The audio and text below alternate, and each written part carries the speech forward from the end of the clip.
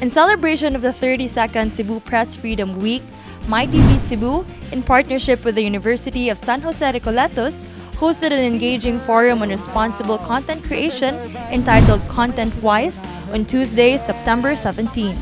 We want to convey the message that you don't really have to be a legitimate journalist to be able to become a responsible communicator, right? Sure.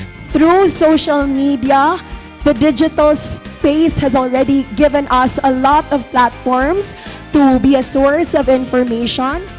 The event was hosted by MYTV Cebu's Creative and Program Director 𝗕𝗓𝗓𝗂𝗕 alongside rising Cebuano content creator and USJR student 𝗤𝗃𝗍𝗂𝗃.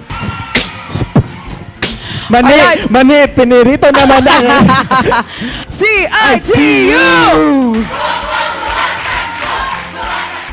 Over 200 communication students from various universities across Cebu gathered for an insightful forum that blended fun and education, with 3 of the Philippines' most inspiring social media influencers.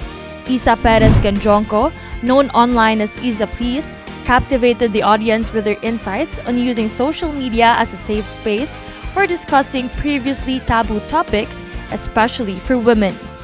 I was putting things in places, putting things you don't usually put in places for the sake of education. I was showing a lot of bodily fluids online at my own expense so that we could teach women, and not just women, everyone out there, the importance of women's education, women's health, our reproductive systems, and just empowering one another.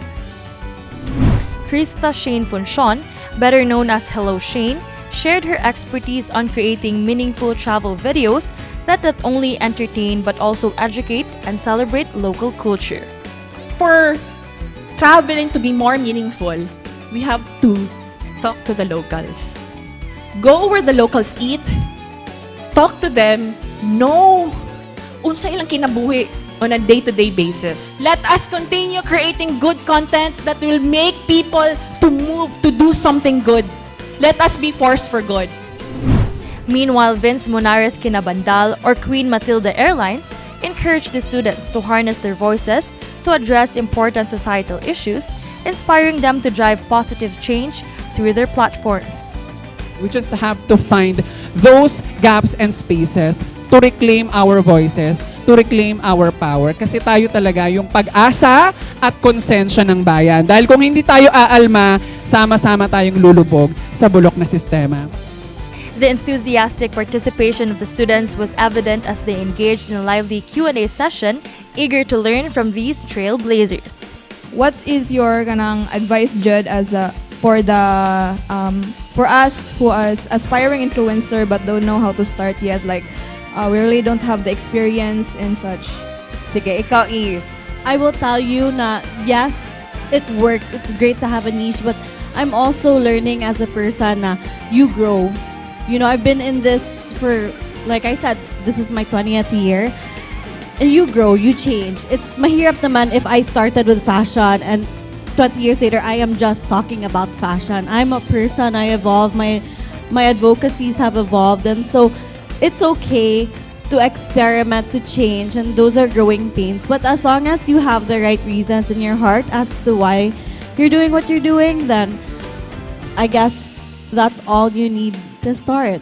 As the influence of content creators continues to rise, forums like this are vital as they remind us, especially the younger generation, of the importance of being responsible netizens. In a world where misinformation is rampant, it is our duty to create wisely, with integrity and purpose. This is 𝗕𝗓𝗄𝗃 for MYTV Cebu, signing off. Remember, your voice matters, use it wisely.